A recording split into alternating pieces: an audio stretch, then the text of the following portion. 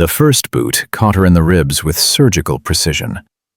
Lieutenant Junior Grade Sarah Chen tasted copper and dirt, her face pressed into California sand, while 3 sets of hands pinned her arms, her legs, her future.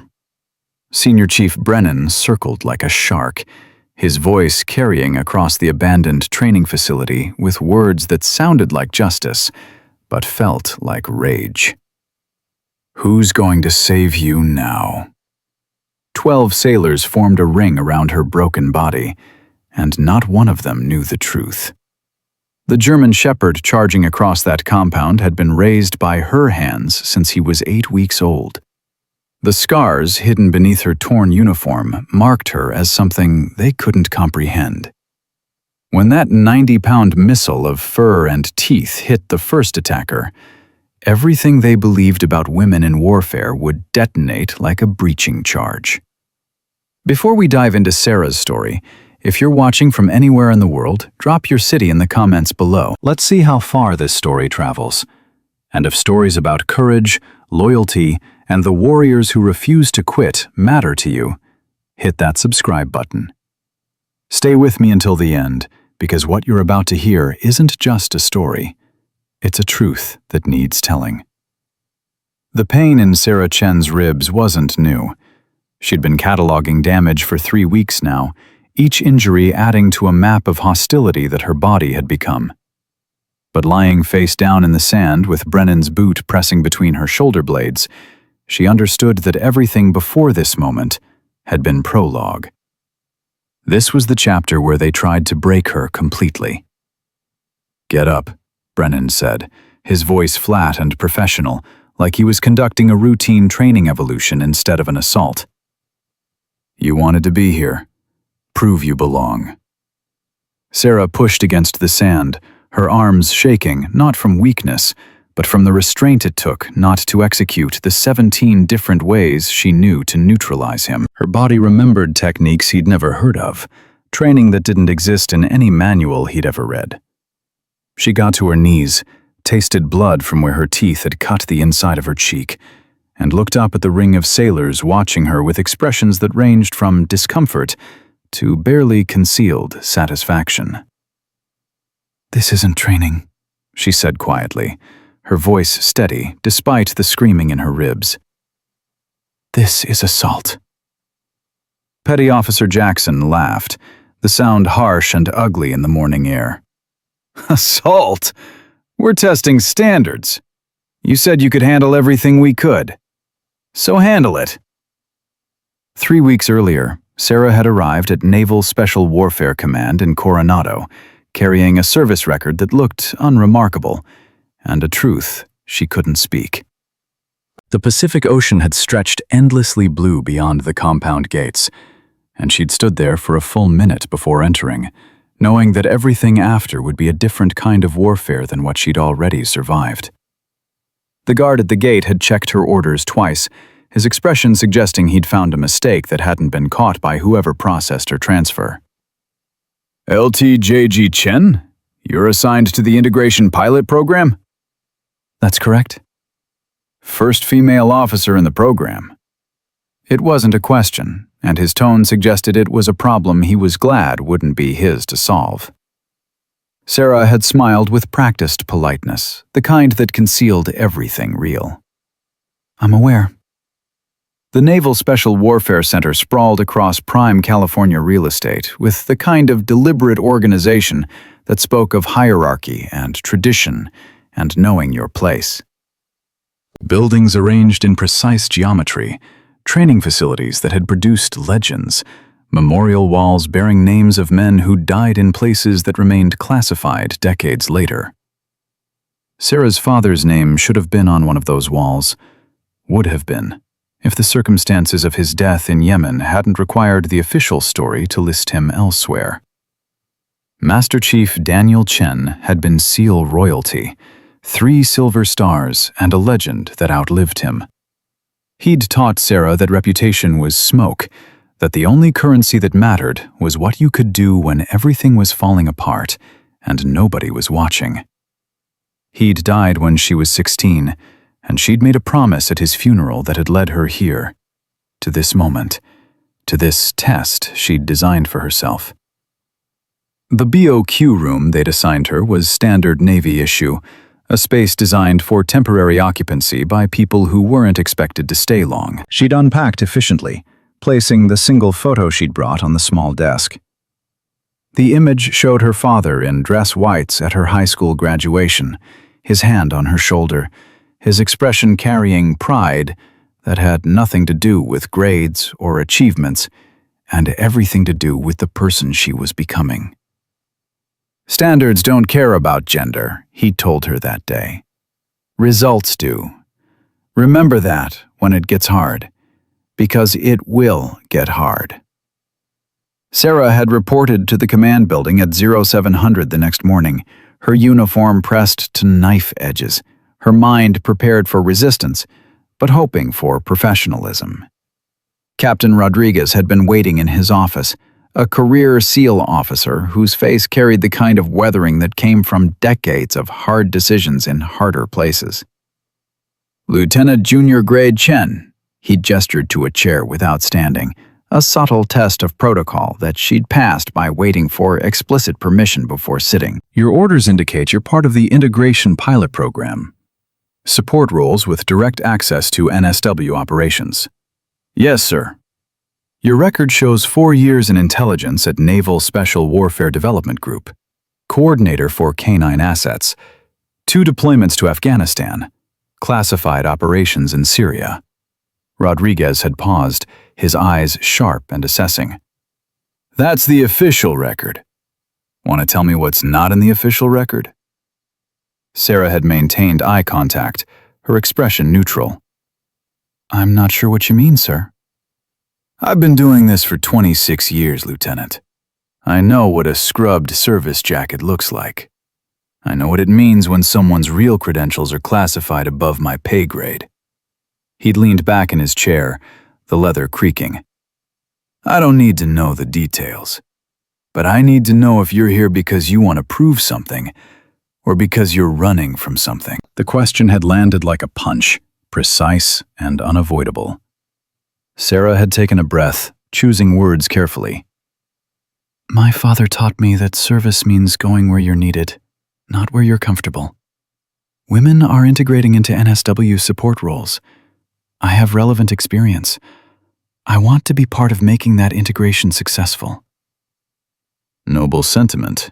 Rodriguez hadn't smiled. The reality is going to be uglier than you're imagining. Even with the best intentions, this command has cultural antibodies that react badly to change.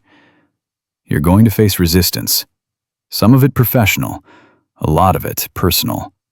Some of these men lost brothers in combat. They see integration as disrespect to that sacrifice. With respect, sir, that's not logic.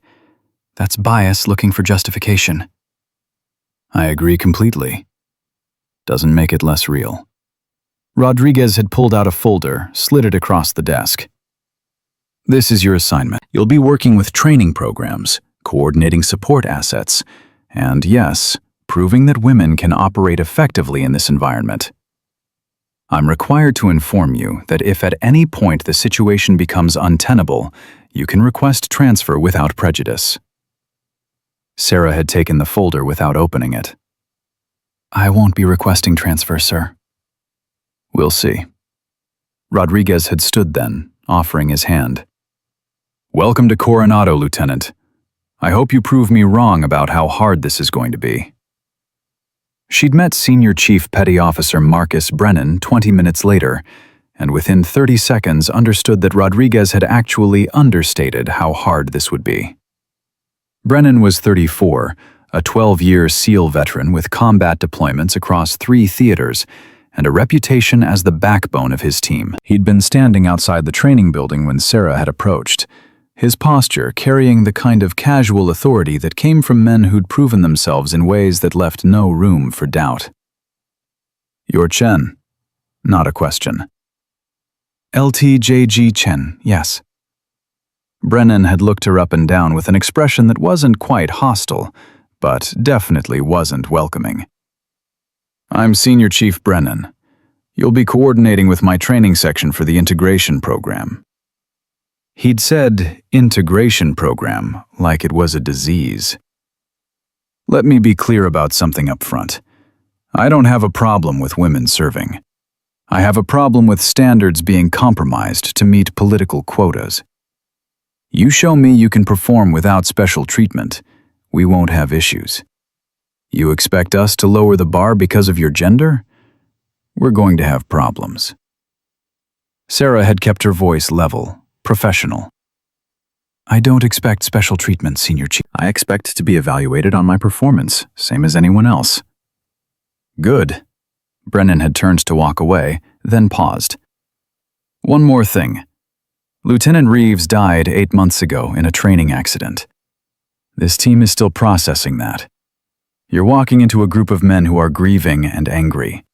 They're going to take that out on you whether you deserve it or not. That's not fair, but it's real. Just so you know what you're dealing with. The name Reeves had hit Sarah like ice water. She'd known about the death, had read the official report during her transfer preparation. Training accident, equipment failure, tragic but no fault assigned. But the way Brennan said it suggested a different narrative circulated among the men who'd been there. A story that assigned blame in ways the official investigation hadn't. I appreciate the context, Senior Chief. Brennan had studied her for a long moment, something shifting in his expression that Sarah couldn't read. You know what? I don't think you do. But you will. The first week had been professionally hostile, the kind of cold reception that stayed just inside the boundaries of acceptable behavior, while making absolutely clear she wasn't wanted. During briefings, other officers and enlisted men would arrange seating, so Sarah ended up isolated. During training observations, her questions were answered with minimal information. During meals, the table she chose would empty within minutes. Sarah had absorbed it all without reaction, had learned years ago in places she couldn't discuss that some battles couldn't be won by fighting, only by refusing to quit. She'd focused on her work, coordinating training schedules and support assets with meticulous attention to detail, proving through action that she belonged in this space, even if the men around her didn't agree. The breaking point with Petty Officer Jackson had come during a routine equipment inspection on day 5. Sarah had been checking manifests for a K-9 training evolution when Jackson had deliberately knocked her tablet off the desk. Oops, he'd said, his tone making clear it wasn't an accident. Sarah had picked up the tablet, checked for damage, and continued working without comment. Jackson had stood there, waiting for a reaction, and when he didn't get one, had escalated. You know what I think? I think you're here because some admiral somewhere decided it would look good for his promotion to have women in NSW. I think you have no idea what you're doing. I think you're going to get someone killed, and we're all going to have to live with that because nobody had the balls to say no to diversity metrics. The words had landed in the quiet office like grenades, and Sarah had felt every eye turn toward her, waiting to see how she'd respond. She'd set down her tablet carefully, stood, and looked at Jackson with the same expression she'd used on insurgents who thought they could intimidate her in places where rank didn't matter, only capability. Petty Officer Jackson, you're entitled to your opinions about integration policy. You're not entitled to disrespect a superior officer based on those opinions. If you have concerns about my competence, you can submit them through proper channels. If you interfere with my equipment again, I'll write you up for conduct unbecoming. Are we clear? Jackson had stared at her, clearly not expecting that response, and Sarah had seen the moment when he'd decided to push harder. You think you can write me up? You think anyone here is going to back you over me? We take care of our own, Lieutenant, and you're not our own. The threat had hung in the air, explicit and ugly, and Sarah had made a decision in that moment that would define everything that followed. She could report this, could involve the chain of command, could use the protective mechanisms that existed precisely for situations like this. Or she could handle it herself. could prove that she didn't need special protection, could demonstrate that women could navigate hostile environments without running to authority figures for salvation. She'd chosen to handle it herself. That choice had led here, to this moment, to Brennan's boot between her shoulder blades and Jackson's laughter echoing across the abandoned training facility. "Get up," Brennan said again, his patience wearing thin. "We're not done testing your standards." Sarah pushed to her feet, her body protesting but complying. She looked at the ring of 12 sailors and understood that this was the culmination of 3 weeks of escalating hostility. The moment when their discomfort with her presence had metastasized into something that would end careers. Hers or theirs, depending on what happened in the next hour. "What exactly are we testing, Senior Chief?" she asked, her voice carrying across the sand with a clarity that surprised her given the pain radiating from her ribs. "Whether you can actually perform under pressure without the safety nets that let you get here." Brennan gestured to the obstacle course that sprawled behind him, a collection of walls and ropes and obstacles designed to break bodies and spirits. "You're going to run the course, full combat load. We're going to provide appropriate resistance to simulate real-world conditions. You complete it in under the standard time, we accept that maybe you deserve to be here. You fail, you request transfer, and stop wasting everyone's time." "And if I refuse to participate in an unsanctioned evolution?" "Then everyone here knows you're exactly what we thought.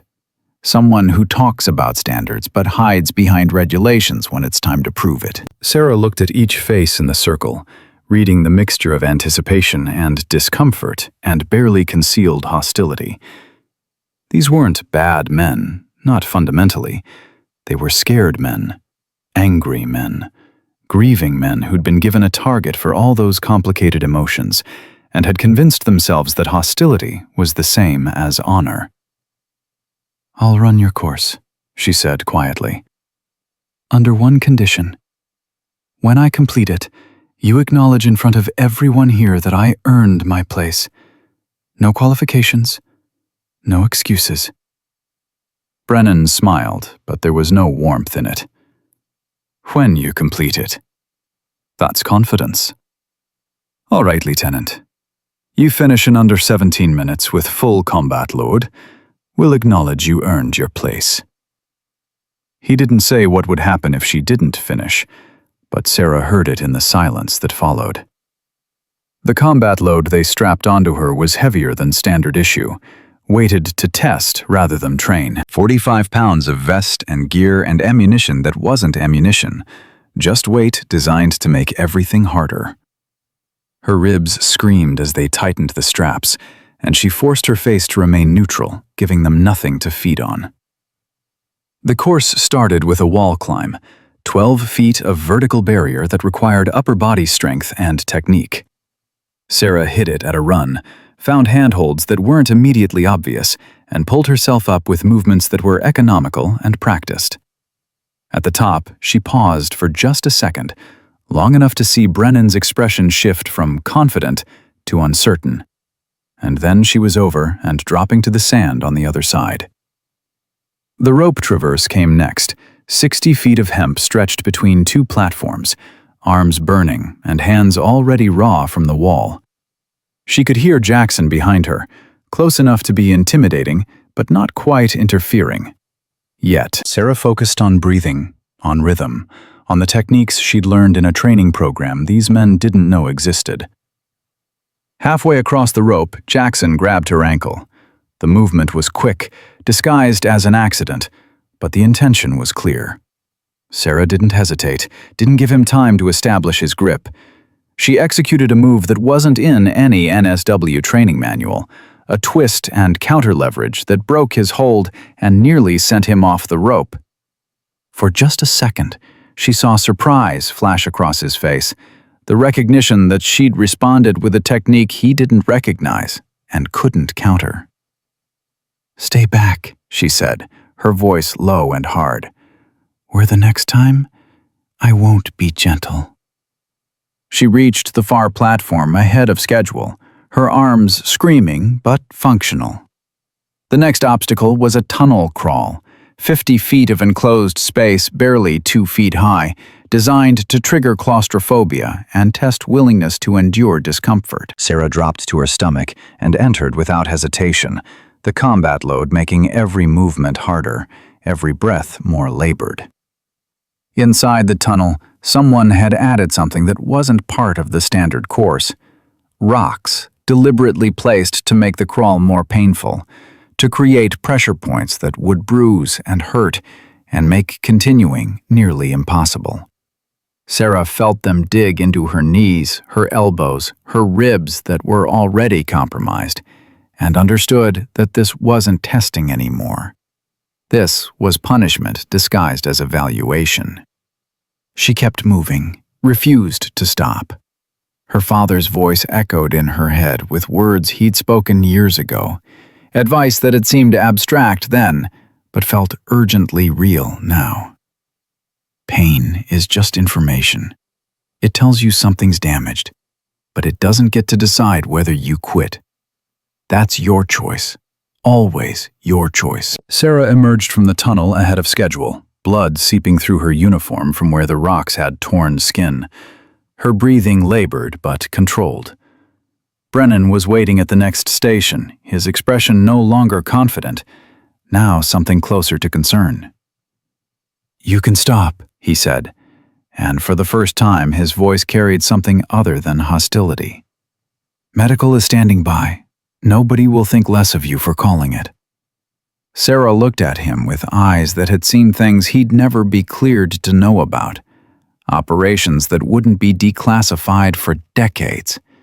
Moments when stopping meant dying, and dying meant failing the people who depended on her. "I'll finish the course, Senior Chief." The final obstacle was a rope climb, 30 feet straight up to a platform, then a controlled descent on the far side. Sarah's hands were bleeding now, torn from the rope traverse and the tunnel crawl, every grip sending fire through nerve endings that wanted her to stop. She looked up at the rope, calculated what it would cost to climb, and made the decision that separated operators from everyone else. She climbed. Hand over hand, legs wrapping and pushing, body weight and determination overcoming damage and pain. At the platform, she didn't pause to celebrate, just transitioned to the descent with practiced efficiency and hit the ground with 17 seconds to spare. Sarah stood there, swaying slightly, her body cataloging damage that would require medical attention she wouldn't seek, because seeking it meant admitting weakness. She turned to face Brennan and the other 11 sailors, her expression neutral, waiting for the acknowledgement she'd been promised. Brennan's face had gone through several expressions in the time it took Sarah to complete the course, landing finally on something that looked like reluctant respect, mixed with continued resentment. "You finished. Under time, full combat load. That's impressive." "We had an agreement, Senior Chief. I complete the course. You acknowledge I earned my place, in front of everyone." The silence stretched. Sarah could see the calculations happening behind Brennan's eyes, the war between his commitment to the agreement and his unwillingness to accept what her success meant for his narrative. Finally, he nodded slowly. "You earned your place," he said, the words quiet but clear. "Based on this performance, you demonstrated capability consistent with NSW standards." It should have been victory. Should have been the moment when everything shifted, when proof overcame prejudice. Instead, Jackson stepped forward, his face flushed with anger that had been building for 3 weeks. "This is bullshit," he spat. "You want us to believe you're qualified because you survived one course? We survive courses every day. You want to really prove yourself? Let's do combatives. Real pressure testing, not just obstacle." Sarah felt her body tense, recognized the trap being set. Combatives training was legitimate, part of standard NSW curriculum. But the way Jackson said it, the way several other sailors nodded in agreement, made clear that what he was proposing wasn't training at all. It was an opportunity to hurt her in ways that could be explained as training accidents. "I completed your test," Sarah said carefully. "We had an agreement." "The agreement was you'd prove yourself," Brennan interjected, and Sarah heard the shift in his tone, the way he was letting Jackson's escalation give him permission to extend the testing beyond what they'd originally agreed. "Jackson's right. Obstacle courses are one metric. Combatives training is another. You want us to fully accept you're qualified? Show us you can handle contact." Every instinct Sarah had developed through years of actual combat operations screamed that this was the moment to walk away, to recognize that proving yourself to people who'd already decided to hate you was impossible. But another voice, older and more insistent, her father's voice, reminded her that sometimes the only way through was through. "All right," she said quietly. "Let's test combative standards." The fighting started professionally enough, basic grappling drills that were standard across military training programs. Sarah partnered with Petty Officer Martinez, a wiry sailor with wrestling experience who executed techniques with competent precision. They went through hip throws and arm bars and escape sequences, and Sarah matched him movement from movement, her body remembering training that went far beyond what most people experienced. Then Brennan called for partner rotations, and Sarah found herself facing Jackson. His smile was ugly, anticipatory, the expression of someone who'd been waiting for permission to do damage. They started with a basic takedown drill, Jackson as attacker, Sarah defending. The first attempt was legitimate, textbook execution that Sarah countered cleanly. The second was harder, Jackson using his weight advantage to force the technique. The third crossed the line. He drove his shoulder into her ribs, the same ones already damaged from the obstacle course, with force that had nothing to do with training and everything to do with hurting. Sarah felt something crack, sharp pain that stole her breath, and Jackson's grin widened. "You all right, Lieutenant? Looking a little pale." Sarah reset her stance, forced her breathing to stabilize, and prepared for the next exchange. She could stop this, could call medical, could report the obvious escalation. But stopping now meant everything Jackson had said about women needing special protection would be true. Meant every man who'd ever doubted whether women belonged in combat roles would have their prejudices confirmed. "Again," she said, her voice steady despite the screaming in her ribs. They went again. And again. Each exchange pushing harder, each technique executed with more force. Other sailors formed a circle, some watching with discomfort, others with barely concealed satisfaction. Brennan observed from the edge, his expression unreadable, letting it continue past the point where any responsible instructor would have intervened.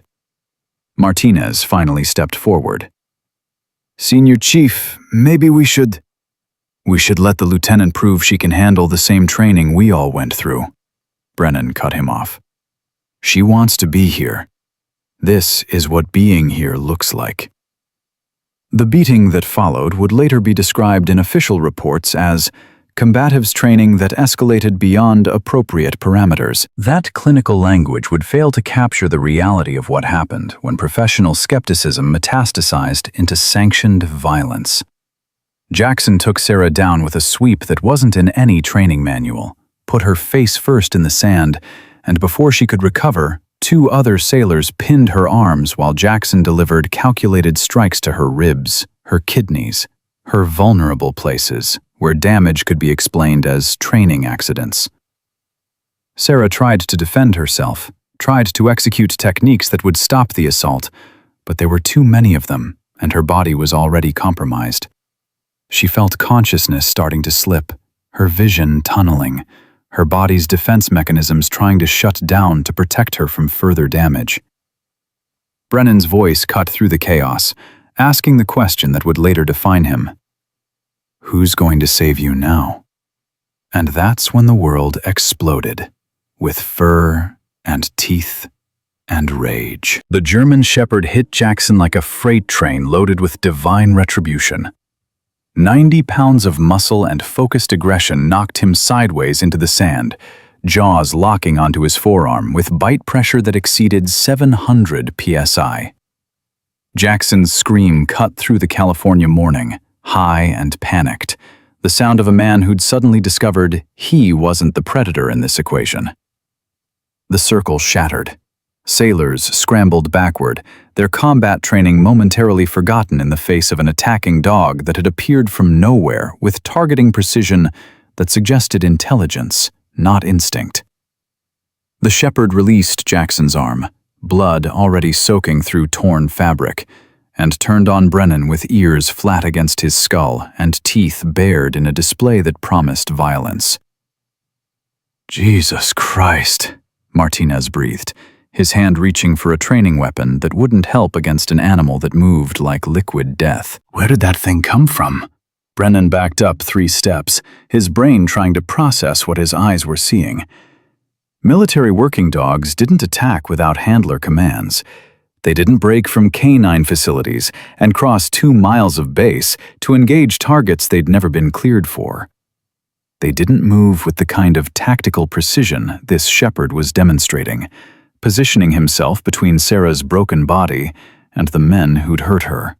The dog's brown eyes locked onto Brennan with an intensity that transcended animal behavior and entered something closer to conscious judgment.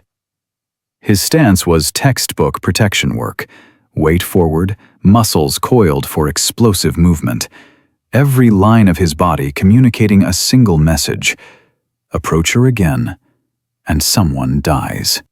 Sarah pushed herself up on her elbows, tasted blood and sand, and felt something shift in her chest that had nothing to do with broken ribs. Through the pain and the tunnel vision and the rage that wanted to consume her, recognition bloomed like a sunrise.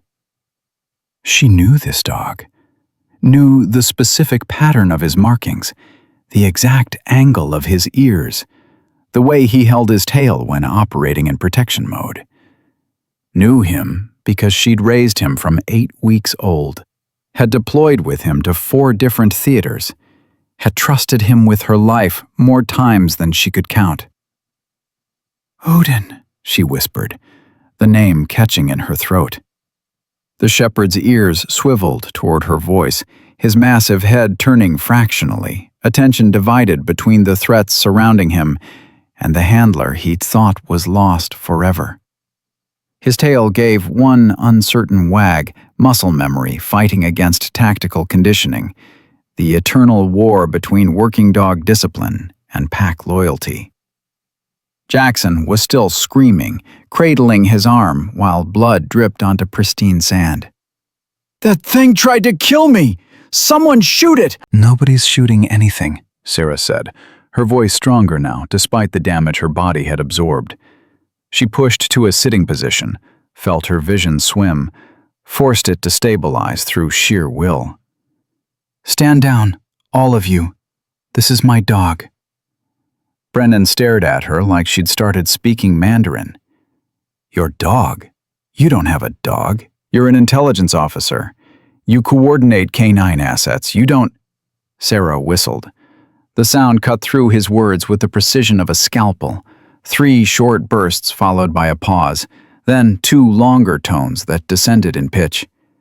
The pattern was specific, trained, part of a command structure that existed outside normal military canine protocols. Odin's entire posture shifted from attack readiness to focused attention, his eyes finding Sarah's face with recognition that transcended time and separation. She whistled again, 4 short tones, descending. "Stand down. Return to handler." Odin complied immediately, trotting to her position with movements that were controlled but urgent, positioning himself at her side while keeping his eyes locked on the sailors who'd scattered. His tail still wasn't wagging. This was a working dog in mission mode, protecting his handler from confirmed threats. "That's not possible," Martinez said quietly, his voice carrying confusion more than hostility. MWDs don't respond to random whistles. They only obey their assigned handlers using approved command structures. Unless you're saying... He trailed off, the implication hanging in the air like smoke.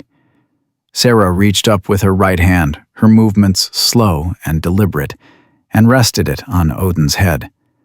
The shepherd leaned into the contact, his breathing steadying, his aggression ebbing fractionally while never fully disappearing. She felt scars under her fingers from shrapnel wounds he'd taken in Syria, felt the muscle memory in his neck from carrying tactical vests through combat operations, felt the truth pressing against the cover story she'd maintained for 3 weeks. I trained him, she said simply. Raised him from a puppy. Deployed with him 6 times across 4 theaters. He's been retired for 4 months due to hip dysplasia. Last I heard, he was placed here at Coronado for his retirement years, working with the Canine Training Program. The silence that followed was absolute. 12 sailors stood frozen, their brains trying to reconcile what she was saying with what they'd believed about her. Intelligence officers didn't raise war dogs. Support personnel didn't deploy to classified operations.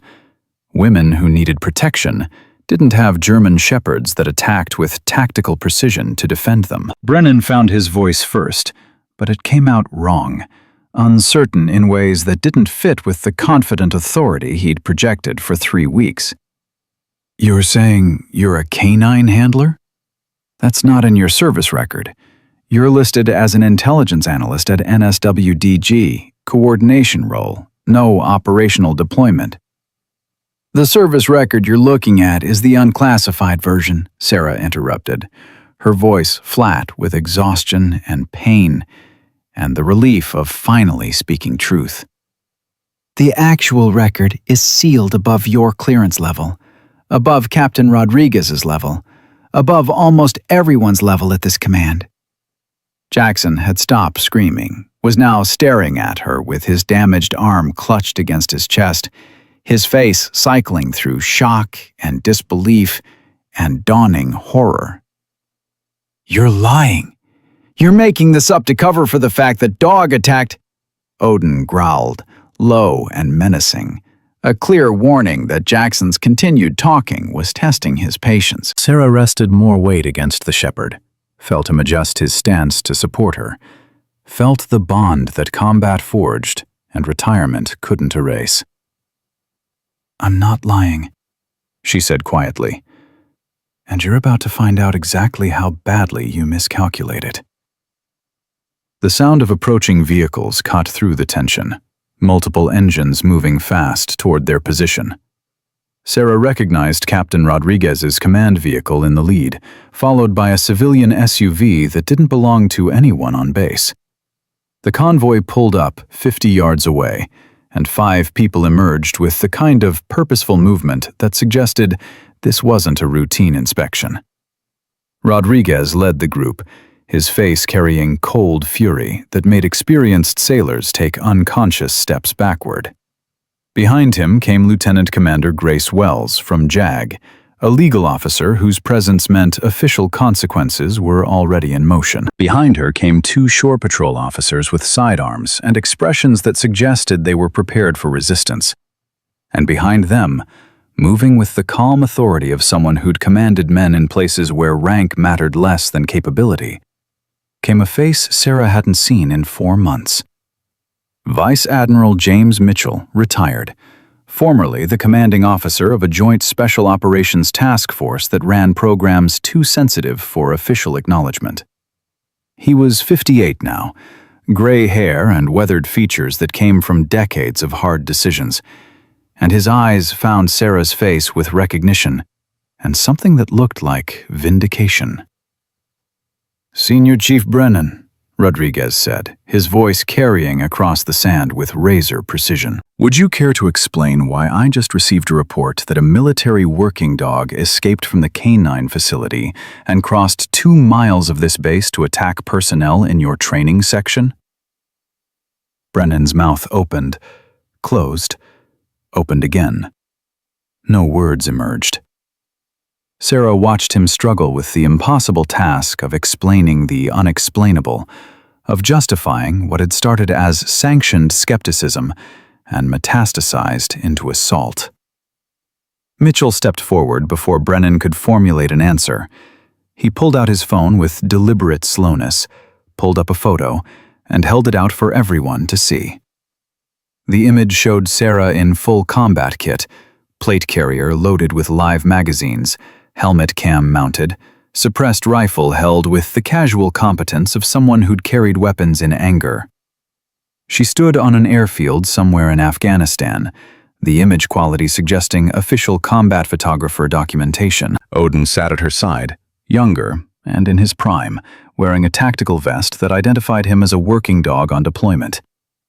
The woman in the photo was unmistakably Sarah, maybe 4 years younger, but clearly the same person. "Lieutenant Junior Grade Sarah Chen," Mitchell said, his voice carrying the kind of calm authority that made junior enlisted stand straighter without understanding why.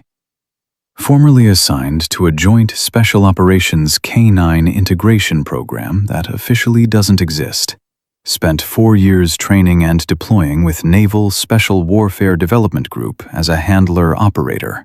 Modified BUD/S graduate, one of the first 3 women to complete the program, though her name never appeared in press releases because her training was classified." He swiped to another photo. This one showed a graduation ceremony.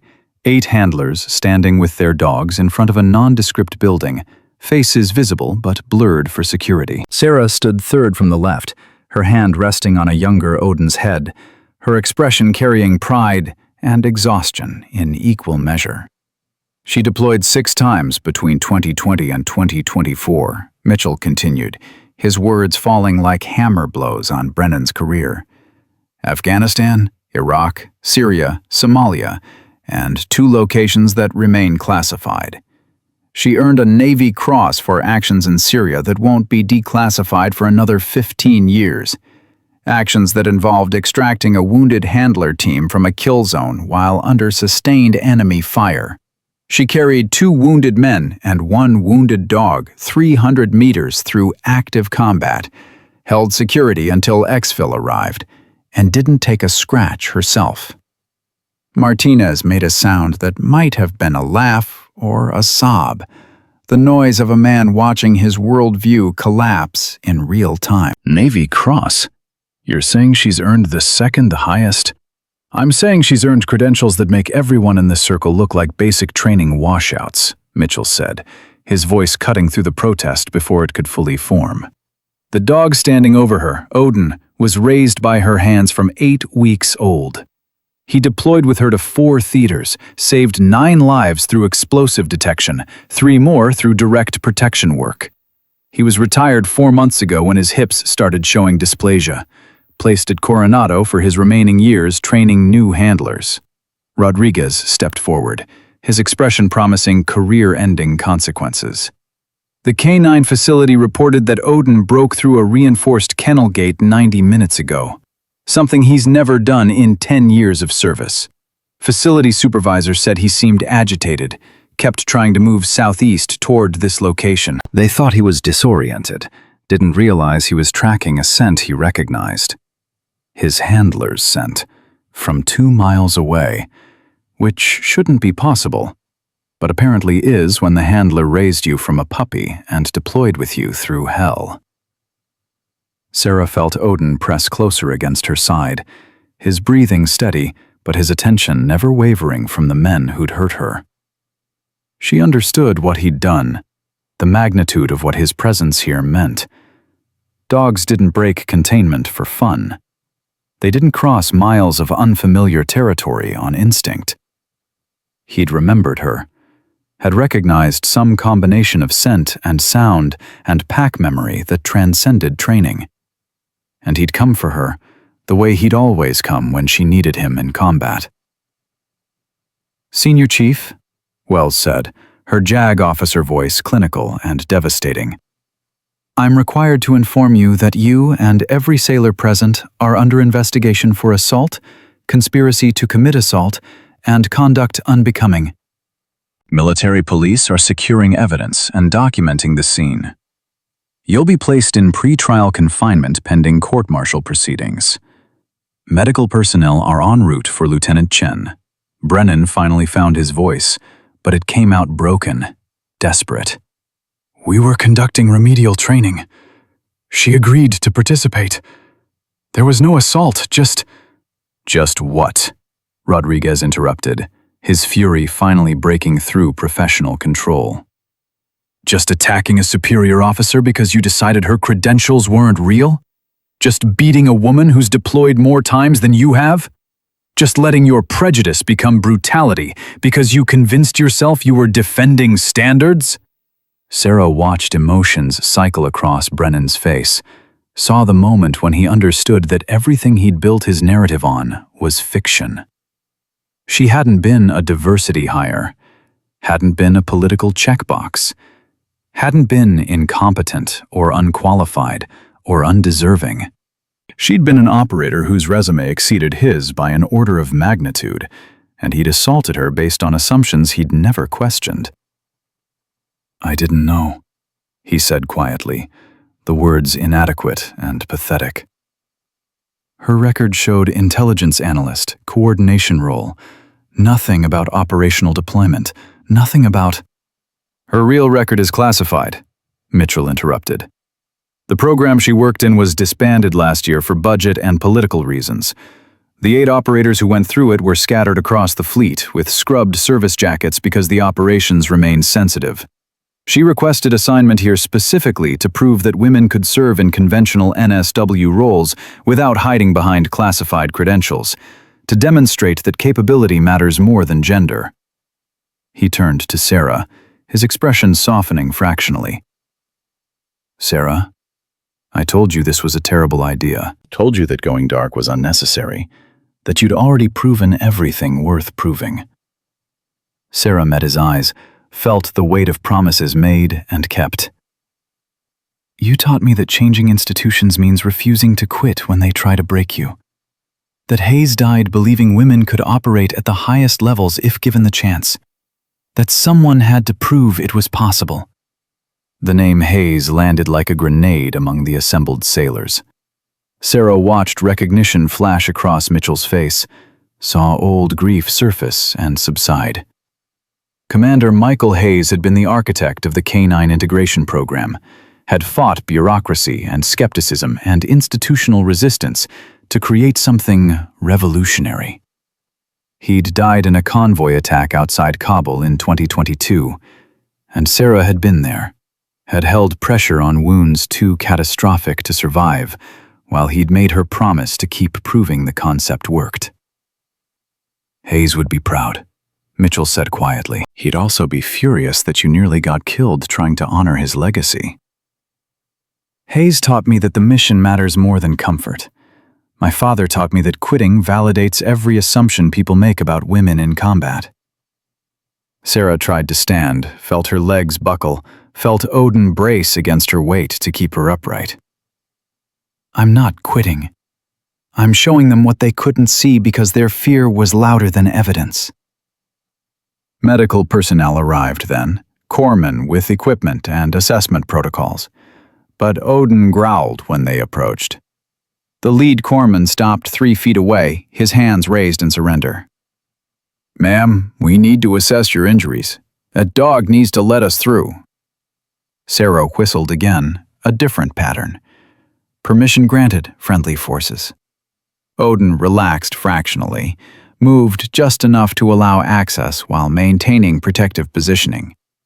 His eyes never stopped tracking threats, never stopped calculating who might hurt his handler. The corpsman's assessment was quick and professional, his face growing progressively more concerned as he cataloged damage. Multiple fractured ribs, possible internal bleeding, significant contusions consistent with repeated blunt force trauma. Ma'am, you need immediate transport to Naval Medical Center. This isn't field treatable. I'm fine, Sarah said, the words automatic and unconvincing. You're not fine, Rodriguez said, his voice carrying command authority that didn't allow argument. "You're accepting medical care, Lieutenant. That's an order, not a suggestion." Sarah wanted to protest, wanted to maintain the facade of invulnerability that she'd built over 3 weeks of escalating hostility. But her body betrayed her, vision swimming again, legs finally giving out completely.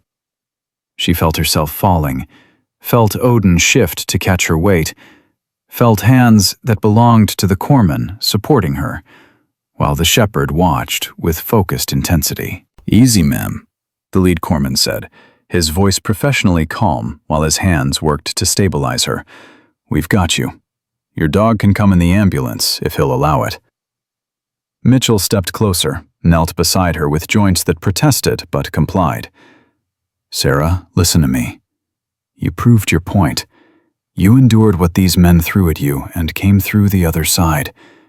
Now you're letting us take care of you. No more testing yourself. No more breaking yourself against their prejudice. You've done enough." She wanted to argue, wanted to insist she could handle more, but the words wouldn't come. Exhaustion and pain and relief at finally being able to stop pretending combined into something overwhelming. Sarah felt tears threaten, forced them back, gave up and let them fall. "My father said quitting validates assumptions," she whispered. "Said you have to prove you belong through action, not words." "Your father," Mitchell said gently, "would tell you that knowing when to accept help isn't quitting. It's surviving to fight another day. Master Chief Chen was the best SEAL I ever served with, and the smartest thing he taught was that courage isn't refusing assistance. It's knowing your limits and pushing past them until the mission's complete. Your mission here is complete, Sarah. You proved what needed proving. Now let us get you to the hospital." The ambulance doors closed with her and Odin inside, the shepherd lying beside the gurney with his head resting on her hand, his brown eyes watching her face with concern that transcended species. Sarah let herself sink into the painkillers the corpsman administered, felt the edges of consciousness blur, heard Rodriguez's voice through the closing doors promising consequences for everyone involved. Her last thought before darkness took her was of Hayes, dying in her arms outside Kabul, making her promise to prove that his program worked, that women could operate at the highest levels, that capability mattered more than gender. She'd kept that promise, had paid for it in blood and broken bones and 3 weeks of systematic brutality. But she'd kept it. And somewhere in California morning sun, 12 sailors were learning that assumptions cost more than just reputation. They cost everything. The morphine made everything soft except the memories. Sarah drifted between consciousness and something darker for 2 days while surgeons repaired internal bleeding and set ribs that had fractured in 3 places. Odin stayed in her hospital room despite regulations that prohibited animals in patient care areas, and nobody had the courage to tell a 90-pound German shepherd with a combat record to leave. He lay on the floor beside her bed, with his head resting on his paws, brown eyes tracking every nurse and doctor who entered, evaluating threats with the same intensity he'd brought to compound clearances in Helmand Province. The third morning, Sarah woke to find Mitchell sitting in the visitor's chair, his weathered face carrying exhaustion that suggested he'd been there for hours. Odin's tail thumped once against the linoleum in greeting, but he didn't move from his position. "How long have you been here?" Sarah's voice came out rough, damaged from the breathing tube they'd removed yesterday. "Long enough to watch your dog refuse to eat unless the food comes from your hand," Mitchell said. "Hospital staff tried feeding him twice. He just stared at them like they were insulting his intelligence." Sarah reached down carefully, her ribs screaming protest, and rested her hand on Odin's head. The shepherd's tail increased tempo, his entire body relaxing fractionally at her touch. He's stubborn, always has been. He's loyal, there's a difference. Mitchell leaned forward, his expression shifting from concern to something harder. JAG finished their preliminary investigation. All 12 sailors are facing court-martial. Brennan's looking at 3 to 5 years in military prison, dishonorable discharge, loss of all benefits. The others are facing 6 months to 2 years depending on their level of participation. The news should have brought satisfaction, but Sarah felt only hollow exhaustion. Jackson's arm? 70 stitches, some nerve damage. He'll regain full function eventually, but his SEAL career is over regardless. Hard to operate tactically when you've been dishonorably discharged for assaulting a superior officer. Sarah closed her eyes, processed the information through the fog of pain medication. 12 careers destroyed. 12 families impacted. 12 men who'd convinced themselves they were defending standards and instead destroyed everything they claimed to protect. Did they understand? At the end, did any of them understand what they'd actually done? Mitchell's silence answered before his words did. Brennan asked to speak with you. JAG denied the request, but he submitted a written statement. Want to hear it? Not particularly. You should anyway. Mitchell pulled out his phone, found the document, and read with clinical detachment. Senior Chief Petty Officer Marcus Brennan wishes to express remorse for his actions and acknowledges that his judgment was compromised by grief over Lieutenant Reeves's death and misplaced concern about integration standards. He states that had he known Lieutenant Chen's actual qualifications, the incident would never have occurred, and he accepts full responsibility for creating an environment where assault became possible. The words hung in the sterile hospital air, inadequate and infuriating. Sarah felt rage build in her chest, hot and acidic. Had he known my qualifications? That's his takeaway? That the problem was information access, not the fact that he organized the assault of a female officer based on assumptions about her competence? That's what I said. Mitchell pocketed his phone, his expression carrying disgust. The man still doesn't understand that he'd have been wrong even if you were exactly what he thought you were. That testing someone through unauthorized violence isn't protecting standards. It's criminal behavior, regardless of the victim's credentials. Odin growled softly, responding to Sarah's elevated heart rate and the stress hormones her body was releasing. She forced herself to breathe slowly, to control the anger that wanted to consume her. What about the others? Martinez looked uncomfortable near the end. Did he say anything? Martinez submitted his own statement, said he knew it had crossed the line, tried to intervene, was overruled by Brennan. JAG is considering reduced charges in exchange for his testimony, but he's still facing dishonorable discharge minimum. Commands don't keep sailors who participate in assaults, even if they felt bad about it afterwards. The door opened without knocking, and Captain Rodriguez entered with Lieutenant Commander Wells from JAG. Both looked like they'd been awake for days, their uniforms crisp, but their faces carrying exhaustion that came from managing catastrophic institutional failure. Lieutenant Chen, Rodriguez said, his voice formal but not unkind. How are you feeling? Like 12 sailors used me for combatives practice, sir. Fair assessment. Rodriguez pulled up another chair, sat with the careful posture of someone making an official statement. Commander Wells and I need to brief you on investigation findings and discuss your options moving forward. Wells opened a tablet, pulled up documentation that Sarah couldn't read from her hospital bed. The investigation is complete. All 12 sailors have been charged. 6 are cooperating with prosecution in exchange for reduced sentences. The other 6, including Brennan, are fighting the charges. We have video evidence from Admiral Mitchell's phone, medical documentation supporting your injuries, and testimony from K-9 facility staff about Odin's unprecedented behavior in breaking containment to reach you. Video evidence? Sarah hadn't known Mitchell was filming.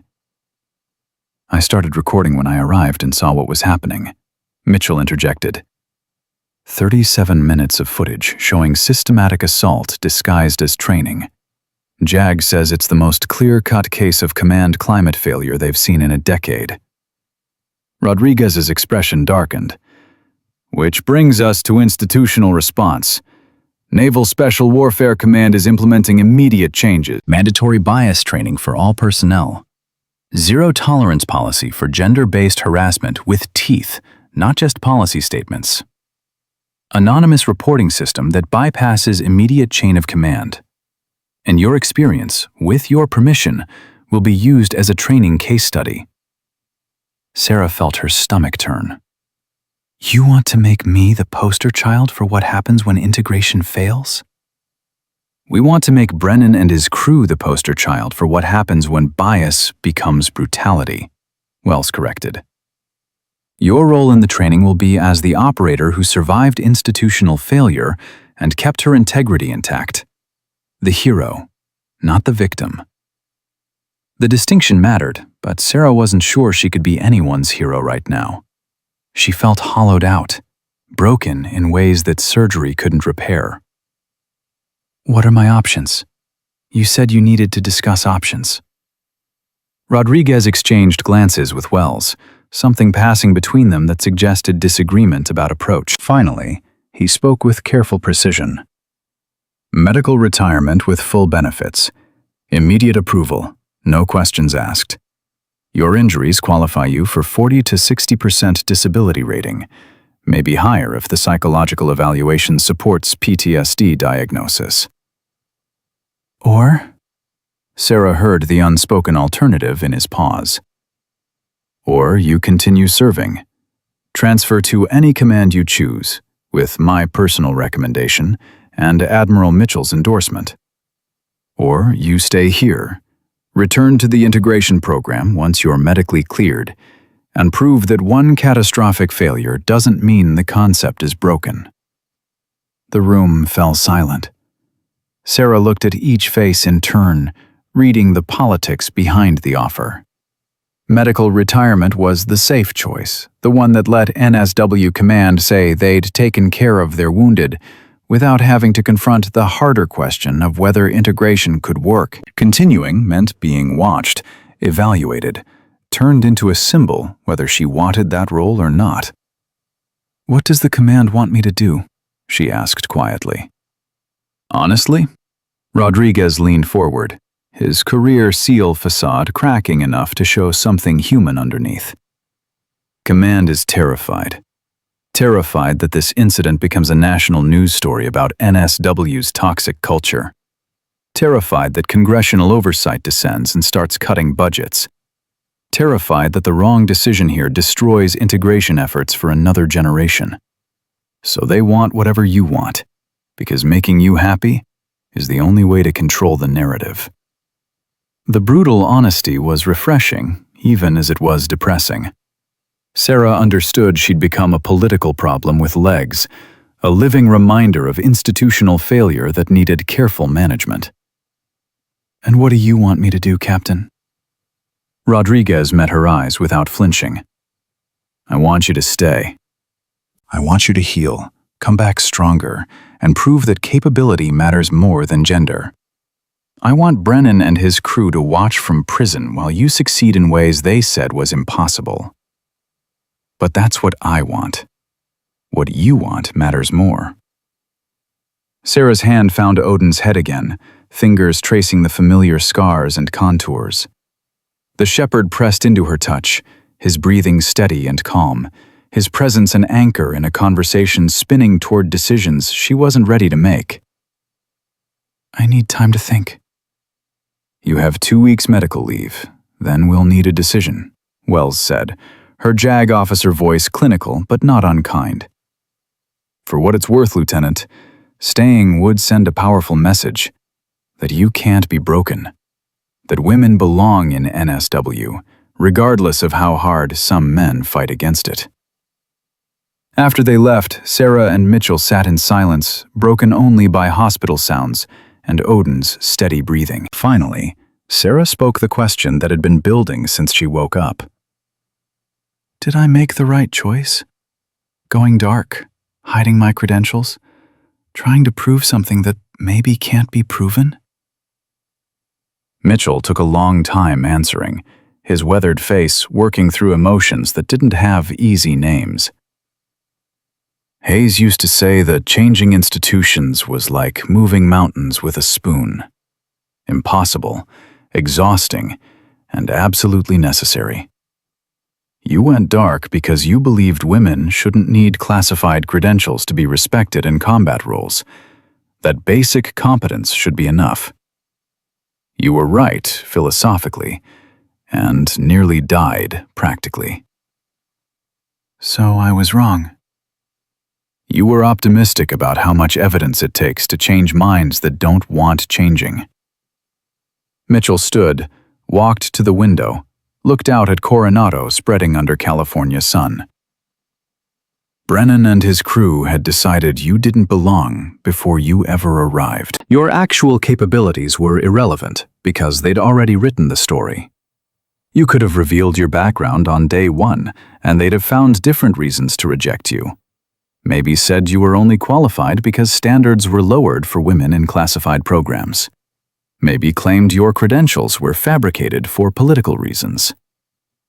Sarah felt tears threaten, forced them back, failed. Then what was the point? If I can't prove anything, if they'll reject me regardless of evidence, why did I put myself through this? Because 12 sailors are facing court-martial instead of continuing to operate. Because NSW Command is implementing real reforms instead of cosmetic changes. Because the next woman who enters this program won't face the same hell you did. Because your experience proved that tolerating bias has consequences. Mitchell turned from the window, his expression carrying conviction that cut through Sarah's doubt. You didn't change Brennan's mind, but you changed the institution's willingness to protect men like Brennan. That matters. Odin shifted position, rested his chin on Sarah's bed, brown eyes watching her face with concern. She scratched behind his ears, felt him relax, felt some of her own tension drain away. What happens to him after I make my decision about staying or leaving? Odin? Mitchell smiled, the first genuine warmth Sarah had seen from him since the hospital. He's yours. Formal adoption paperwork is already processed. Navy's gifting him to you as a service dog, full VA benefits included. He's earned retirement from military service, 8 years of combat operations, 9 lives saved through detection work, 3 more through protection. He's done his part.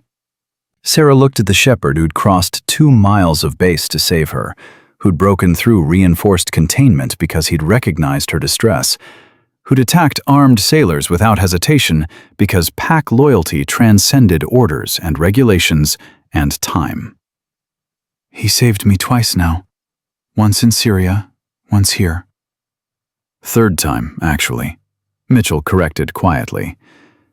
You don't remember, but during your 2nd deployment to Afghanistan, you were working a village clearance with a ranger element. Odin alerted on an IED buried in a doorway. You called halt, waited for EOD. Turned out to be a pressure plate wired to 40 pounds of homemade explosive. Would have killed everyone in your element if he'd missed it. The memory surfaced slowly, pulling itself through years of accumulated operations. Sarah remembered the village, remembered Odin's behavior change, remembered the sick feeling when EOD confirmed the device. I'd forgotten. There were so many missions, so many alerts. He never forgot. Dogs don't forget the people who raised them, the people who trusted them, the people who were pack. Mitchell moved toward the door, paused with his hand on the frame. That's why he broke containment. That's why he crossed 2 miles through unfamiliar territory. That's why he attacked armed men who could have killed him. Because you were his handler, his partner, his pack. And pack doesn't abandon pack, even after retirement. After Mitchell left, Sarah lay in the hospital bed with her hand on Odin's head and tried to imagine her future. Medical retirement meant safety, meant healing without pressure, meant never having to prove anything to anyone again. Continuing meant being watched, judged, turned into a symbol of either integration success or failure, depending on how the next few years played out. Her father's voice echoed through memory, words spoken at her high school graduation about standards and capability and refusing to quit. Master Chief Daniel Chen had earned 3 silver stars through actions that remained classified, had commanded respect through competence that nobody could question, had died believing his daughter could serve anywhere she chose if she just refused to quit. But he'd also taught her that surviving wasn't the same as winning, that sometimes the smartest tactical decision was withdrawal and regroup, that knowing when to stop wasn't weakness, it was wisdom. The door opened again, and a woman Sarah didn't recognize entered with visitor credentials clipped to civilian clothes. She was maybe 40, with auburn hair and an athletic build that suggested military background. She stopped when she saw Odin, raised her hands in a non-threatening gesture. "Easy, boy. I'm friendly." Odin's tail wagged once, uncertain. The woman smiled, pulled out her phone, and showed Sarah an image. The photo showed a younger version of the woman in navy fatigues, standing with a Belgian Malinois, both in full tactical gear. The dog wore a vest marked Canine. The woman wore a trident. "Lieutenant Sarah Chen? I'm Commander Patricia Walsh, retired. I went through BUD/S in 2018, one of the first women to complete and get assigned to a SEAL team. I heard about what happened to you through the NSW grapevine." She gestured to the empty chair.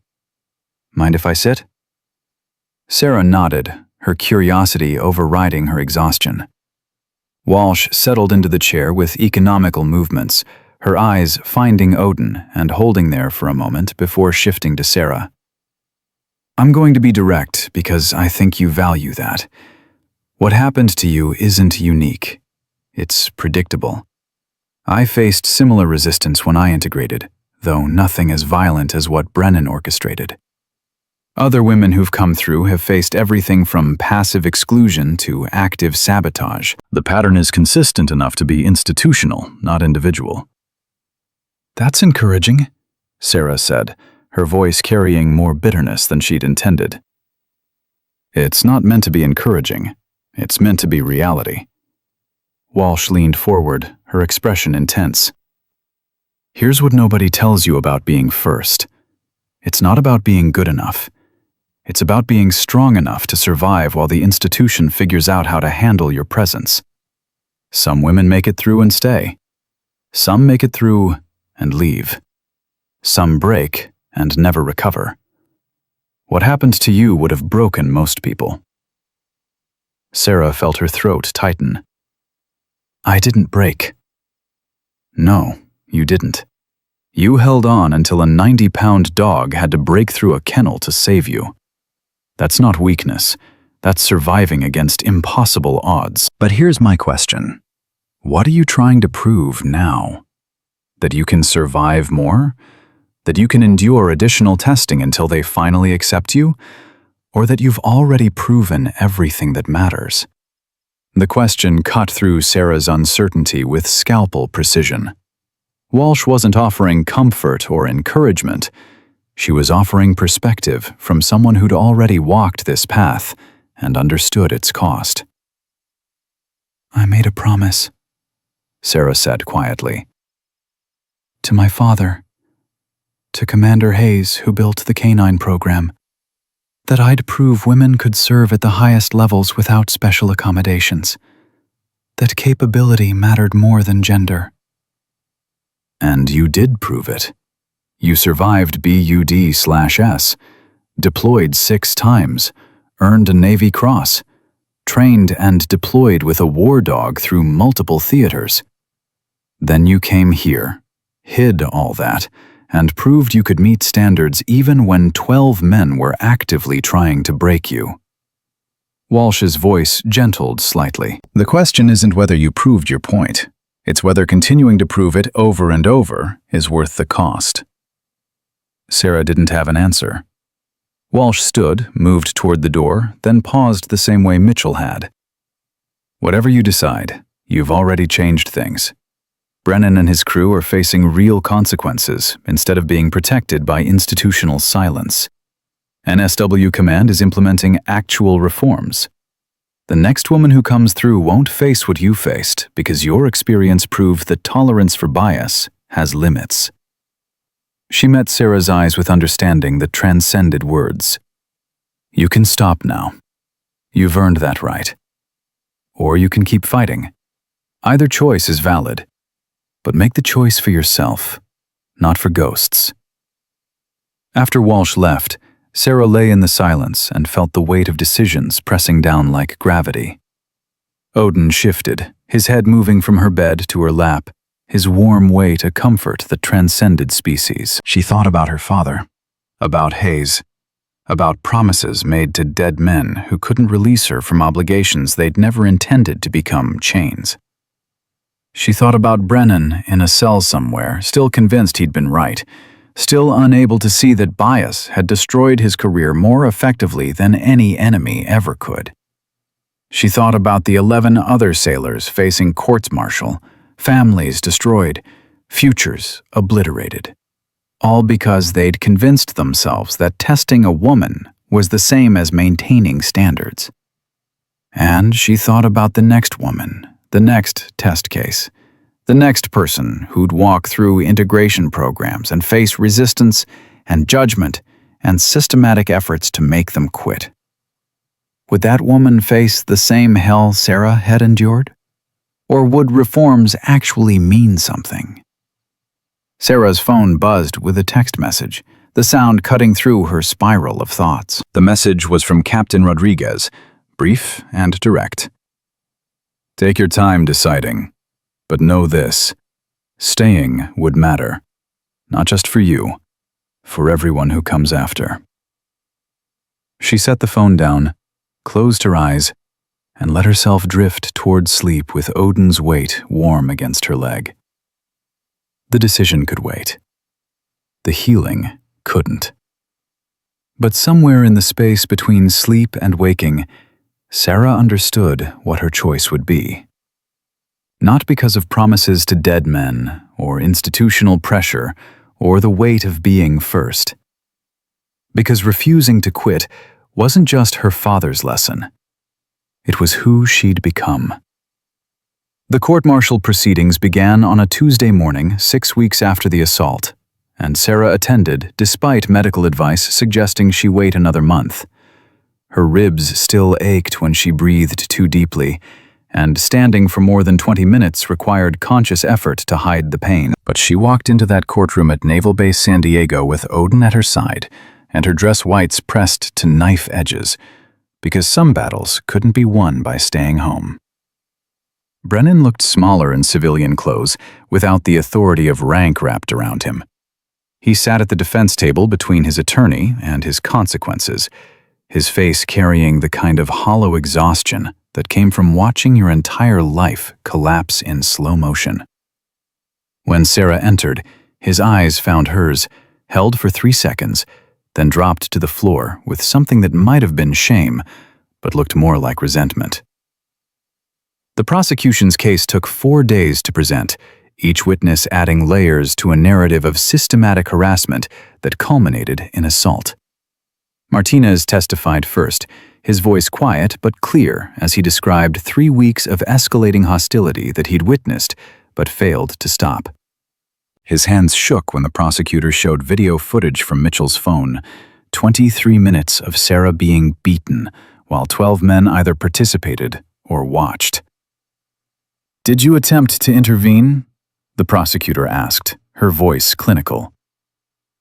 "I told Senior Chief Brennan that we should stop, that it had gone too far." "And what was his response?" Martinez's voice dropped to barely audible. He said the lieutenant needed to prove she could handle the same training we all went through. That if she couldn't handle pressure, she didn't belong in NSW. Did you believe that justification? The pause stretched long enough that the judge prompted Martinez to answer. Finally, he spoke with words that sounded like they were being extracted with pliers. No, ma'am. I knew it was assault. I knew it was wrong. I didn't stop it because I was afraid of being excluded from the team. The prosecutor let that admission hang in the courtroom air, let everyone absorb the reality that fear of social rejection had been stronger than moral obligation. Did Lieutenant Chen ever ask for this training evolution? No, ma'am. She was told it was mandatory, that command had authorized it. We all knew that was a lie. Sarah watched Martinez's career end in real time, watched him trade testimony for reduced charges while destroying whatever remained of his integrity. Part of her felt satisfaction at the accountability. Another part, smaller but more honest, felt grief for the waste of it all. Martinez wasn't evil. He was weak, and weakness had cost him everything. The second day brought medical testimony that made the assault impossible to minimize. The surgeon who'd operated on Sarah walked the court through internal injuries with clinical precision, describing torn blood vessels and fractured ribs, and damage consistent with sustained beating, rather than training accidents. He pulled up X-rays that showed the specific pattern of fractures, explained how the injuries indicated multiple targeted strikes to the same locations. In your professional opinion, doctor, were these injuries consistent with combatives training? No. These injuries are consistent with assault. The pattern of damage suggests deliberate targeting of vulnerable areas by someone with knowledge of human anatomy. The rib fractures alone required surgical intervention to prevent the bone fragments from puncturing her lung. Sarah felt the courtroom's attention shift to her, felt the weight of judgment and pity and discomfort.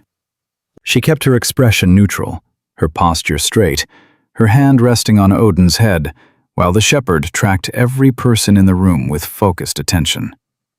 She wouldn't give them weakness, wouldn't give them the victim narrative they were building around her existence. The defense's strategy became clear during cross-examination. They weren't denying the assault happened.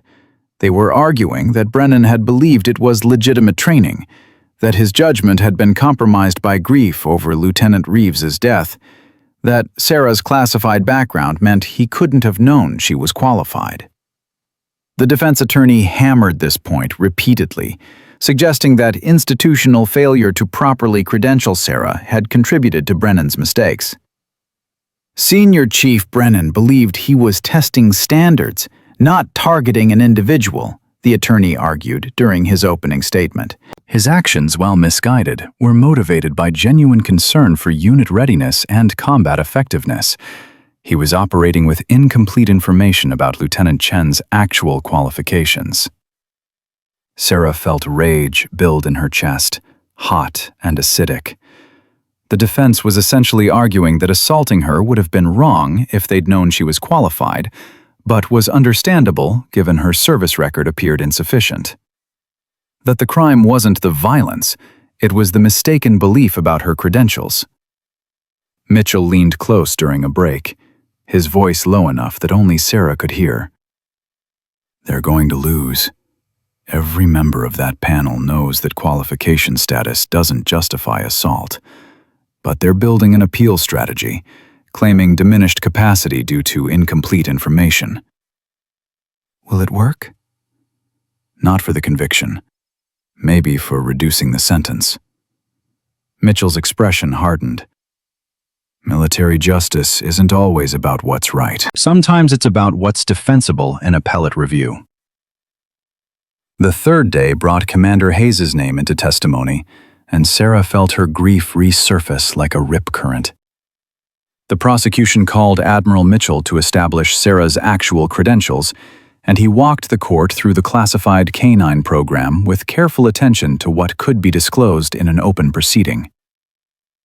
Commander Hayes developed this program because he believed handler operators could revolutionize special operations, Mitchell explained, his voice carrying weight that transcended rank. Lieutenant Chen was selected for the initial cadre based on her exceptional performance in canine coordination roles and her demonstrated tactical aptitude. She completed modified BUD/S, advanced tactical training, and deployed 6 times in support of classified operations. The defense attorney stood for cross-examination, his strategy transparent. Admiral Mitchell, if Lieutenant Chen's credentials were so impressive, why were they classified?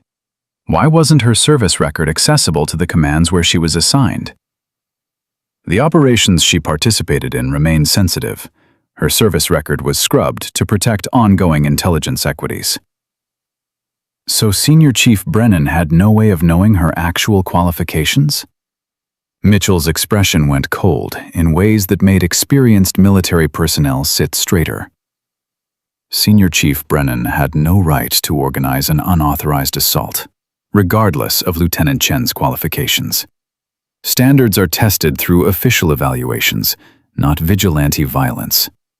His ignorance of her background doesn't excuse his criminal behavior. The courtroom erupted in whispered conversations that the judge had to gavel into silence. The defense attorney tried to recover, suggesting that Brennan's actions were within the bounds of training evolutions conducted throughout NSW. Mitch descendants destroyed that argument with 3 words: not without authorization. On the 4th day, the prosecution called Sarah to testify, and she walked to the witness stand with Odin remaining at her seat, his eyes tracking her movement with concern. The prosecutor started gently, establishing timeline and context, building toward the assault through preliminary questions about her arrival at Coronado and the reception she'd received. Lieutenant Chen, when you arrived at Naval Special Warfare Command, did you anticipate resistance to your presence? Yes, ma'am. I'd been briefed on cultural challenges regarding women in NSW roles. I expected professional skepticism and prepared to prove my competence through performance. Did you expect to be assaulted by 12 members of your own command? Sarah took a breath, felt her ribs protest, pushed through the pain. No, ma'am. I expected testing. I expected to have my work scrutinized more closely than male peers. I didn't expect to be beaten in an unauthorized evolution designed to break me. The prosecutor walked her through 3 weeks of escalating harassment, each incident documented and corroborated by other witnesses. Sarah kept her voice level, professional, giving them facts without emotion. She described equipment sabotage, social isolation, the land navigation exercise where Davis had challenged her competence. She described the fake message that had lured her to the abandoned training facility, the combat load that exceeded standard weight, the obstacle course that had been modified with rocks in the tunnel. Then came the assault itself, and Sarah felt the courtroom's attention sharpen. She described boots and fists, and Brennan's voice asking who would save her. Described the moment when Odin had appeared from nowhere, crossing 2 miles of base because he'd recognized her distress. Described the shepherd attacking armed sailors to protect her, and the whistle commands that had proven her connection to a dog the defense was claiming she'd never worked with. Why didn't you reveal your actual credentials earlier? The prosecutor asked. You could have shut down the harassment immediately by disclosing your classified background. Sarah had prepared for this question, had worked with JAG to craft an answer that balanced truth with tactical necessity. I came to Coronado to prove that women could serve in NSW support roles without hiding behind classified credentials. That basic competence should be sufficient for acceptance. I believed that revealing my operational background would undermine that demonstration, would allow critics to say, I only succeeded because of special training, rather than fundamental capability. Did you believe you could endure the harassment without intervention? Yes, ma'am. I'd survived worse in combat. I thought I could survive this. Were you wrong? Sarah's voice caught, the first crack in her professional facade. Yes, ma'am. I underestimated how far bias could escalate when unchecked. I thought military discipline and chain of command would prevent physical violence. I was wrong. The defense attorney's cross-examination was brutal, exactly as Sarah had expected. He hammered on her decision to hide credentials, suggesting she'd created the conditions for misunderstanding. He implied that her refusal to report harassment through proper channels had enabled escalation.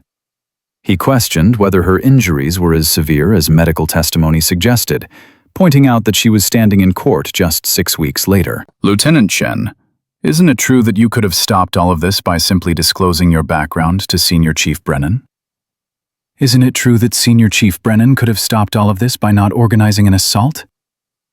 Sarah's response came faster than her JAG preparation had suggested, emotion breaking through professional control. My credentials are irrelevant. You don't get to beat someone because you think they're unqualified. That's not how military standards work. The defense attorney pressed harder. But you admit you deliberately concealed information that would have changed Senior Chief Brennan's assessment of your capabilities? I concealed classified information I wasn't authorized to disclose. Senior Chief Brennan organized an unauthorized assault based on assumptions he never questioned. Those aren't equivalent failures. The judge intervened before the attorney could respond, reminding him that the witness's credentials weren't on trial. But the damage was done. The seed planted that Sarah bore some responsibility for what had happened to her. During the lunch break, Sarah found Commander Walsh waiting outside the courtroom. The retired SEAL operator who'd visited Sarah in the hospital carried coffee and an expression that suggested she'd watched the cross-examination with recognition. That was skillful, Walsh said, handing Sarah the coffee. He tried to make you responsible for their decision to assault you. You didn't let him. Felt like I let him, Sarah admitted, her voice tired. Felt like every answer I gave proved his point that I should have just disclosed my background and avoided the whole situation. That's what he wanted you to feel. That's the defense strategy in assault cases. Make the victim responsible for their own victimization. Walsh's voice hardened. Don't let it work. You made tactical decisions based on the mission you set for yourself. Those decisions didn't cause the assault. Brennan's choices caused the assault. His bias, his rage, his inability to see past his prejudices. That's on him, not you. Sarah wanted to believe that, but the defense attorney's words echoed through her exhaustion. She'd hidden information that would have changed everything. She'd chosen pride over safety. She'd convinced herself she could endure anything, and instead had nearly died proving a point that maybe didn't need proving. Did you ever regret it? Sarah asked quietly. Going through BUD/S? Integrating into the teams? Being first? Walsh took a long time answering, her eyes focused on something distant. Every day for the first 2 years. The harassment, the testing, the constant scrutiny. I thought about quitting more times than I can count. But here's what I eventually understood. My regret wasn't about the choice to serve. It was about the cost of changing institutions that don't want to change. And that cost isn't our fault. It's the institution's failure, not ours. The afternoon session brought closing arguments, and both attorneys presented competing narratives about accountability and intention. The prosecution argued that Brennan had organized premeditated assault motivated by gender bias and rage over Lieutenant Reeves's death. The defense argued that Brennan had exercised poor judgment while attempting to maintain standards, that his actions were misguided rather than criminal. The panel deliberated for 7 hours, and Sarah spent that time in a conference room with Mitchell and Odin, trying not to imagine what verdict would emerge. Part of her wanted convictions on every charge, wanted Brennan and his crew to face maximum consequences. Another part, smaller but more complicated, wondered what good prison time would accomplish beyond revenge. What happens if they find him not guilty? Sarah asked during hour 5. Mitchell didn't sugarcoat his answer. Then NSW Command faces a crisis. Because if assault can be justified as standards enforcement, then integration is impossible. Women will never be safe in environments where violence is considered acceptable testing methodology. And if they find him guilty? Then we've established that bias has limits, that testing doesn't justify assault, that women's presence in NSW is protected by military justice, not just policy statements. Mitchell leaned back, his weathered face showing exhaustion. Either way, your testimony changed the calculus. You forced them to confront what actually happened, instead of accepting comfortable narratives about training accidents. The panel returned with verdicts at 1847, their expressions grave. The judge read the findings with clinical precision that stripped emotion from career-ending consequences.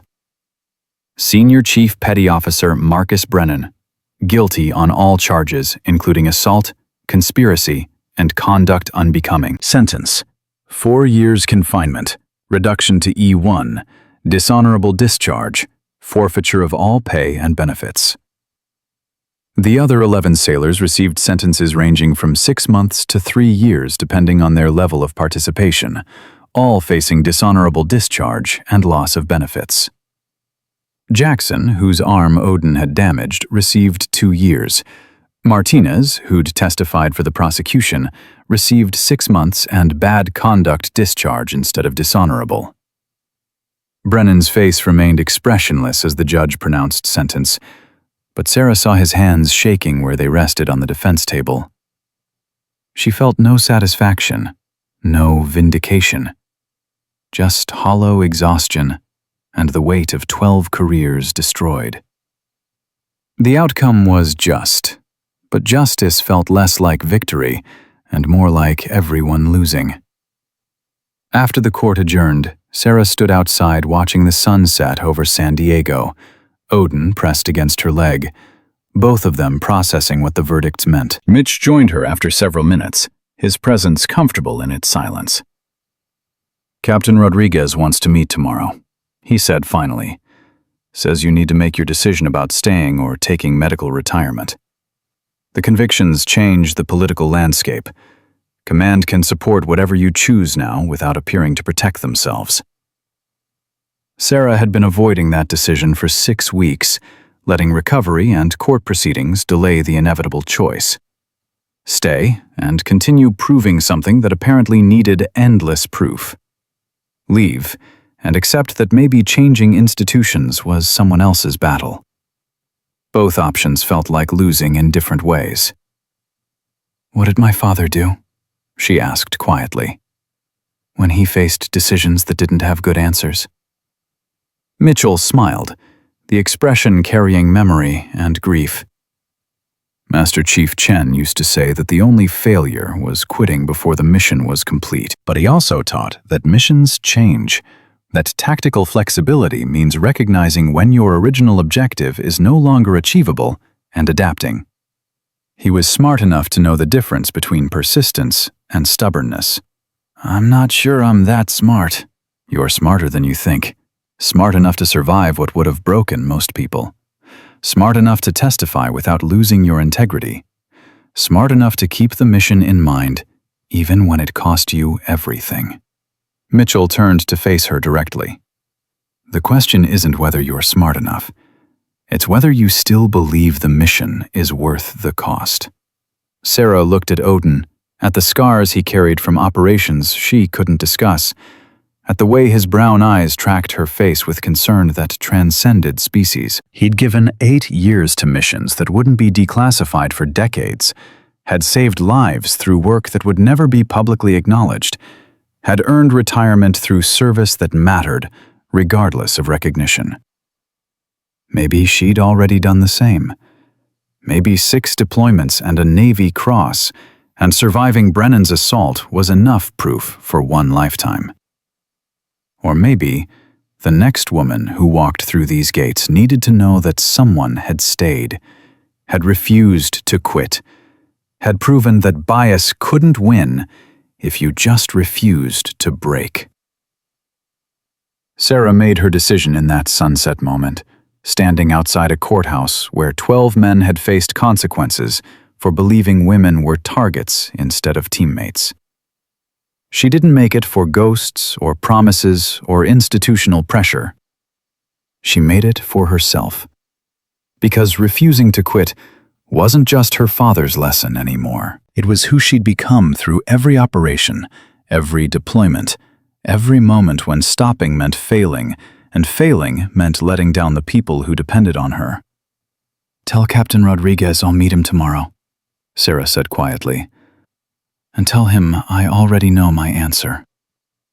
Captain Rodriguez's office felt different on Wednesday morning. The same furniture and walls somehow transformed by what had happened in the 6 weeks since Sarah had last stood here. She entered with Odin at her side, her dress whites bearing the Navy cross ribbon that Mitchell had insisted she start wearing. And Rodriguez stood when she entered, a gesture of respect he hadn't offered during her initial assignment.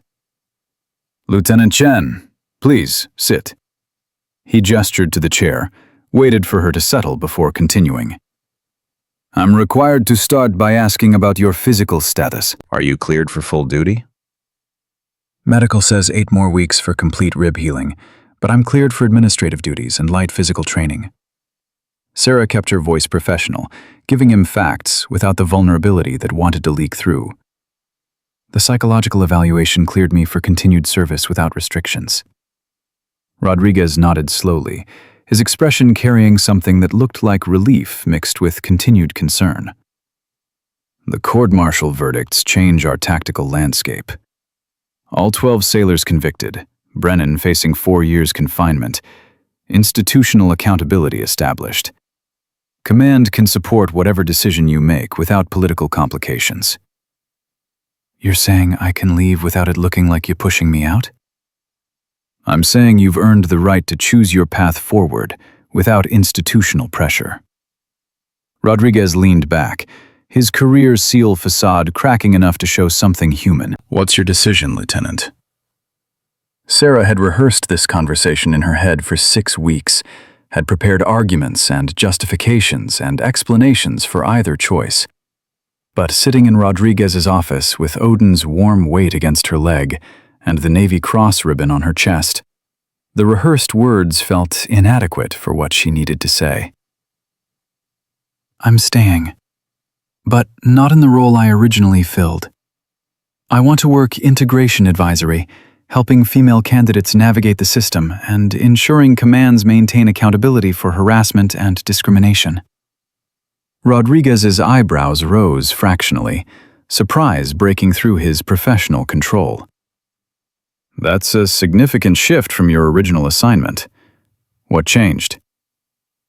"I learned that proving myself repeatedly to people who don't want to be convinced is exhausting and maybe unnecessary. But ensuring the next woman doesn't face what I faced? That's a mission worth completing." Sarah met his eyes without flinching. "Commander Hayes taught me that changing institutions means breaking them against reality until they adapt. I broke them. Now I want to help with the adaptation." The silence stretched while Rodriguez processed her words, his expression cycling through emotions Sarah couldn't fully read. Finally, he nodded once, decisive. "Approved. You'll be assigned to NSW Command Integration Office, working directly with me and Commander Wells from JAG. Your role will be advisory initially, but we're building authority for intervention when harassment occurs. You'll have the power to stop what happened to you from happening to others." Sarah felt something shift in her chest, pressure releasing that she hadn't realized was building.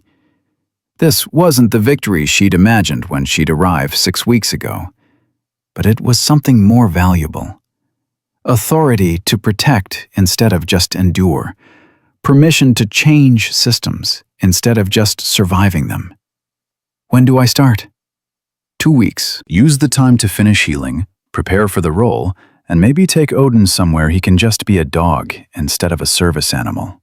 Rodriguez stood, extended his hand across the desk. "Welcome back, Lieutenant. The Navy's lucky to have you."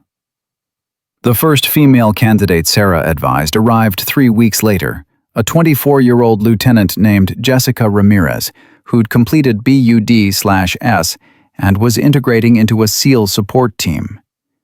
Ramirez walked into Sarah's office, carrying tension in her shoulders and doubt in her eyes, the familiar combination of determination and fear that Sarah recognized from her own mirror 6 months ago. "Lieutenant Chen, I'm Jessica Ramirez. Command said you could help me navigate integration." Sarah gestured to a chair, noted how Ramirez's eyes tracked Odin with the kind of tactical assessment that spoke of someone who understood working dogs. "Tell me about your team." "What's the reception been like?" Ramirez's professional facade cracked immediately, exhaustion and frustration pouring through. "Half the team treats me like I'm invisible. The other half watches everything I do like they're waiting for me to fail. My team leader makes comments about diversity requirements every time he assigns me tasks. Nothing I can report officially, just constant reminders that I'm not wanted." Sarah had heard similar stories from 3 other female candidates in the past 2 weeks, the pattern consistent enough to be institutional. Has anyone crossed from passive resistance to active harassment? Define active. My equipment keeps going missing. My evaluations are more detailed than anyone else's. During a training evolution last week, someone accidentally knocked me into the water during a boat drill. Ramirez's voice carried anger and helplessness in equal measure. "I can handle the physical stuff. It's the constant message that I don't belong that's wearing me down." Sarah recognized that exhaustion intimately, remembered the weight of operating in an environment where every action was scrutinized, and every mistake was proof that women couldn't handle the job. "Here's what we're going to do. First, you're going to document everything. Times, dates, witnesses, specific incidents. Second, I'm going to observe your team's next training evolution. Third, if I see what you're describing, I'm going to intervene immediately. Not through you, through your chain of command." Ramirez's expression shifted from resignation to something closer to hope. "You can do that? Just intervene?" "That's my job now, ensuring integration happens professionally instead of hostilely." Sarah leaned forward, her voice carrying conviction that came from experience rather than optimism. "You shouldn't have to endure harassment to prove you belong. That's not testing, that's hazing. And we've established through court-martial that hazing has consequences." The training evolution Sarah observed 2 days later confirmed everything Ramirez had described. The team leader, a senior chief named Dawson, assigned Ramirez to every difficult task while providing minimal guidance, criticized her performance with language he didn't use for male team members, and allowed other sailors to crowd her space during boat drills in ways that forced her into disadvantageous positions. Sarah watched for 45 minutes, documenting each incident with clinical precision, then called for a halt. Dawson looked at her with confusion that shifted to irritation when she identified herself and her role. "We're in the middle of a training evolution, Lieutenant. What's this about?" "It's about the fact that you've assigned Lieutenant Ramirez to 8 consecutive difficult tasks while rotating male team members through easier assignments. It's about language that creates hostile work environment. It's about training practices that violate updated NSW command integration protocols." Sarah kept her voice professional, giving him facts instead of accusations. "You're going to take a 15-minute break while I brief you on current standards. Your team will resume training after you understand your obligations." Dawson's face flushed red, his hands clenching at his sides. "Are you seriously interrupting my training to lecture me about integration policy?" "I'm seriously preventing you from creating the conditions that led to Senior Chief Brennan's court-martial and 4-year prison sentence." "You're familiar with that case?" The mention of Brennan's name changed Dawson's expression from irritation to calculation. Everyone in NSW had heard about the court-martial, The verdict had sent shockwaves through commands that previously believed harassment was untouchable. I'm familiar. Then you understand that creating hostile environments for female personnel has consequences, that testing through harassment is assault, not training, that your obligation is to evaluate Ramirez on performance, not to make her job harder because her presence makes you uncomfortable. Sarah held his gaze, refusing to let him dismiss her authority. I'm not here to make your job difficult. I'm here to ensure integration happens professionally. Work with me, or explain to Captain Rodriguez why you're choosing not to. The training evolution resumed with notably different tone, Dawson moderating his language and ensuring Ramirez received the same guidance as male team members. It wasn't perfect. The underlying resistance remained, but the overt harassment stopped. Sarah filed her report with Rodriguez, noting improvement but recommending continued monitoring. You made Dawson uncomfortable, Rodriguez said during their weekly meeting, his tone suggesting this was observation rather than criticism. Dawson made Ramirez's job impossible through systematic exclusion. I made his choice clear: adapt or face consequences. That's what systemic change looks like. Rodriguez smiled, the expression carrying approval. Commander Wells is impressed with your approach. Direct intervention before harassment escalates instead of waiting for complaints after damage is done. She wants to expand the integration advisory role, bring in 2 more officers to cover additional commands. The integration office grew over the following months, Sarah training 2 additional advisors on intervention protocols and documentation standards. They developed systems for early identification of problematic patterns, direct engagement with command leadership, and escalation procedures when resistance continued despite intervention. The work was exhausting, each case bringing its own complications, but Sarah watched female candidates succeed who would have quit or been driven out under the old system. The moment that crystallized everything came 4 months after Sarah's return, during an obstacle course evolution she was observing for a new integration candidate. The female lieutenant was struggling with a rope climb, her arms shaking from exhaustion, male team members below her offering advice and encouragement rather than mockery. One sailor noticed her grip failing and moved to spot her descent, ensuring she could recover safely instead of falling. Sarah felt tears threaten, recognition flooding through her that this was what change looked like. Not perfect acceptance, but willing hands reaching down instead of pushing down. Standards maintained, while dignity remained intact. The future her father had believed possible. A voice behind her made Sarah turn, and she found herself facing a familiar face that shouldn't have been on base. Martinez, the petty officer who testified against Brennan, stood in civilian clothes with an expression carrying shame and determination in equal measure. Lieutenant Chen, I'm not sure you remember me. I remember you, Petty Officer Martinez. You were discharged 6 months ago. Sarah kept her voice neutral, unsure what this unexpected meeting meant. I was. Bad conduct discharge. 6 months confinement for my role in what happened to you. Martinez's hands shook slightly as he spoke, nervous energy looking for release. I'm not here to make excuses or ask for forgiveness. I'm here because I've been working with a veterans advocacy group that addresses toxic culture in military environments. They asked me to speak to active duty personnel about my experience, about how easy it is to let bias become brutality when nobody intervenes. Sarah studied his face, reading sincerity that seemed genuine, but might have been performance. What do you tell them? That I watched you get beaten and did nothing beyond weak objections. That I prioritized social acceptance over moral obligation. That I destroyed my career and hurt someone who deserved better because I was afraid of being excluded. Martinez's voice caught, emotion breaking through prepared words. That if I could go back, I'd have stopped Brennan the first time he crossed the line, instead of waiting until you were hospitalized.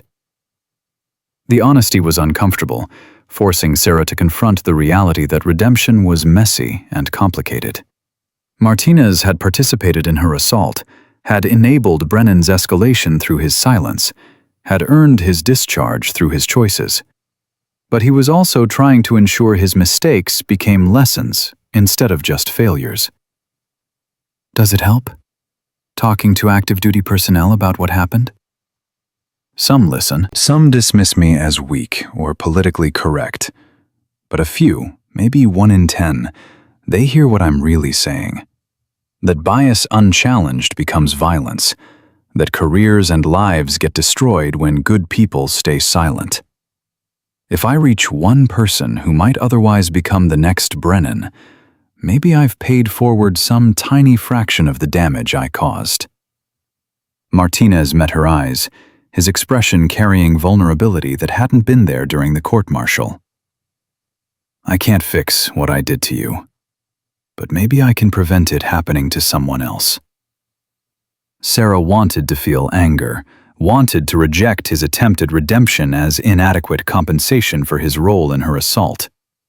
But standing there, watching female candidates succeed where she'd nearly failed, she understood that change required imperfect allies. Martinez's redemption tour wouldn't erase his participation, but it might prevent the next assault. And prevention mattered more than revenge. Keep talking to people, she said quietly. Keep telling the truth about what happens when bias becomes brutality. And if you're serious about preventing future incidents, contact Commander Wells at JAG. She's developing training curricula that could use testimony from someone who participated in harassment and understands its progression. Martinez's face showed surprise and something that looked like gratitude. You'd recommend me after what I did? I'd recommend you despite what you did, because what you're doing now matters more than what you did then. Sarah turned back to the training evolution, watched the female lieutenant complete her rope climb with assistance from teammates who'd chosen support over sabotage. That's what institutional change looks like. Not perfect people making perfect choices, but flawed people learning from failures and choosing better. 6 months after returning to duty, Sarah drove to Arlington National Cemetery with Odin riding passenger seat, his head out the window and his ears tracking California wind like he was still a working dog instead of a retired service animal. The drive took 6 hours, and Sarah used the time to process everything that had happened since Brennan's assault. The way trauma and recovery and institutional change had reshaped her understanding of what service meant. Her father's grave sat in Section 60, among other global war on terror casualties, a white marble headstone bearing his name and rank and the dates that bracketed his service. Master Chief Daniel Chen, 3 silver stars, and a legacy that had defined Sarah's choices more than any living influence. She knelt in the grass with Odin beside her, pressed her hand against marble that was cool despite afternoon sun, and spoke words that had been building for months. I kept my promise. Proved that women can serve at the highest levels without special accommodations. Proved that capability matters more than gender. But I learned something you didn't teach me, or maybe something I wasn't ready to understand. Sarah felt tears threaten. Let them fall without shame. Proving myself repeatedly to people who don't want to be convinced isn't strength. It's accepting abuse disguised as testing. You taught me not to quit, but you didn't teach me that knowing when to stop proving and start changing is wisdom, not weakness. The cemetery remained silent except for wind through grass and Odin's steady breathing. Sarah had imagined this conversation bringing closure, some sense of resolution that would make the past 6 months feel meaningful. Instead, she felt the complicated grief of loving someone whose lessons required updating, whose legacy demanded honoring while recognizing its limitations. I'm not trying to be you anymore. Not trying to earn respect through endurance. I'm trying to build a system where the next woman doesn't have to endure what I did, where proving yourself once is sufficient instead of requiring endless repetition. Sarah stood, her knees protesting, Odin rising with her and pressing against her leg. Hayes would understand. He always said changing institutions meant breaking them against reality. I broke them. Now I'm helping rebuild something better. The drive back to Coronado felt lighter, some burden Sarah had been carrying released into Arlington soil. She returned to base at dusk, parked outside the integration office, and sat for a moment watching sailors move through evening routines. Female personnel walked among male counterparts without the isolation Sarah had experienced. Not fully integrated, but no longer completely excluded. The change was incremental, insufficient, but present in ways that hadn't existed 6 months ago. Sarah's phone buzzed with a text from Commander Walsh, the retired SEAL who'd visited her in the hospital. The message was brief. Heard about your work with Integration Advisory. You're changing minds. Keep going. The final validation came during a command briefing 2 weeks later, when a senior chief Sarah had never met approached her after the meeting. He was 40-something, with 2 decades of service written in his weathered features, and the kind of confidence that came from knowing exactly who he was. Lieutenant Chen, Senior Chief Peterson, Special Boat Team 12. Got a minute? Sarah nodded, curious about what this unexpected conversation would bring. Peterson glanced around, ensuring their discussion remained private, then spoke with careful precision. I served with your father, deployed with him to Iraq in 2008. Best team leader I ever worked with. He talked about you constantly. Said you were going to serve someday and change everything about what people thought women could do. Peterson's voice softened. I'm ashamed to say I didn't believe him. Thought he was just a proud father making predictions that wouldn't survive reality. I was wrong. Sarah felt her throat tighten, words from someone who'd known her father carrying weight that transcended rank. What changed your mind? Watching what you've built with Integration Advisory. Watching female candidates succeed because you're ensuring commands maintain standards without creating hostile environments. Watching sailors like Dawson adapt their behavior because someone finally held them accountable. Peterson met her eyes with respect that felt earned rather than obligatory. Your father said you'd prove that capability matters more than gender. You did that. But you did something more important too. You proved that institutions can change if someone refuses to quit pushing them. The words landed like vindication, not because Peterson's approval mattered specifically, but because he represented the skeptics her father had faced. The doubters who'd needed proof before accepting that women belonged in combat roles. Sarah had spent 6 months providing that proof through survival and advocacy and systematic intervention in harassment cases.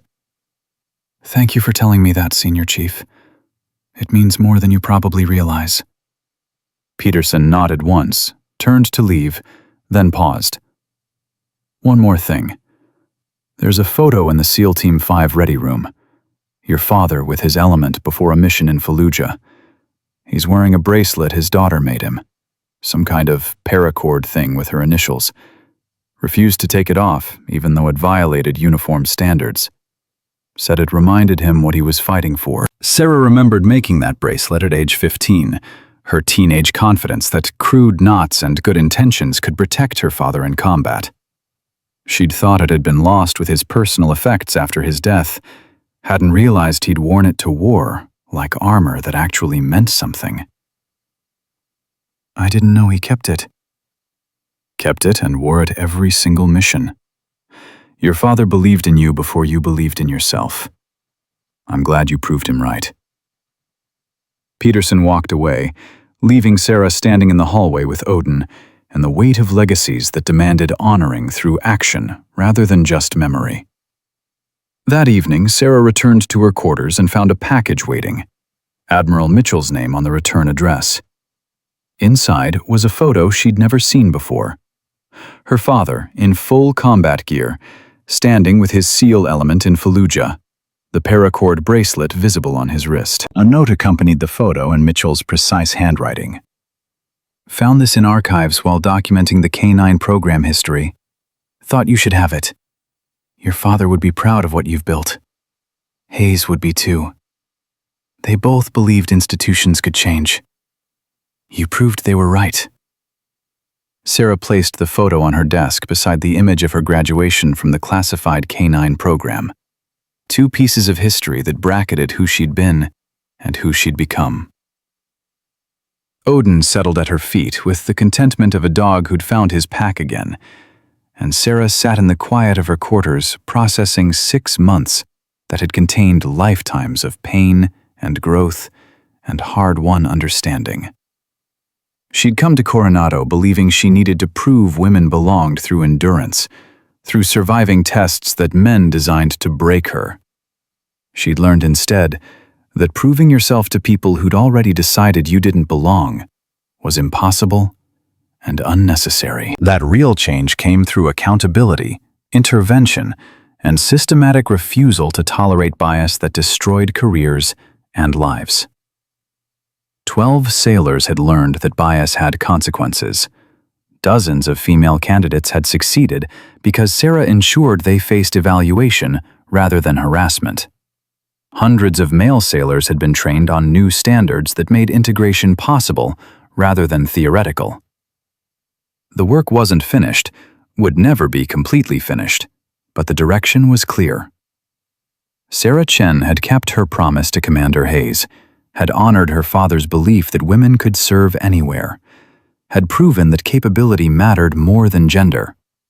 But more importantly, she'd learned that changing institutions required more than surviving their hostility.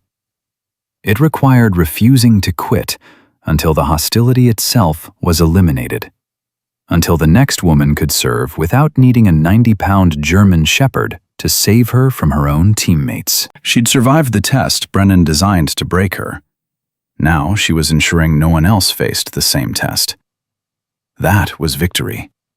That was service. That was what refusing to quit actually meant, when the mission was bigger than personal endurance, and the stakes were measured in futures protected, rather than just battles survived. And somewhere in a California evening, Odin's tail thumped against the floor with contentment that transcended words. A retired war dog who'd saved his handler twice and understood that pack meant protecting each other until the mission was complete. Their mission wasn't finished, but it was finally pointed toward something worth completing. Standards maintained, dignity intact, change real instead of theoretical. Because refusing to quit meant changing the fight itself, not just surviving its brutality. That's what her father had really meant. That's what Hayes had died believing. And that's exactly what Sarah Chen had proven through blood and broken bones and the kind of courage that rebuilt broken systems instead of just enduring them.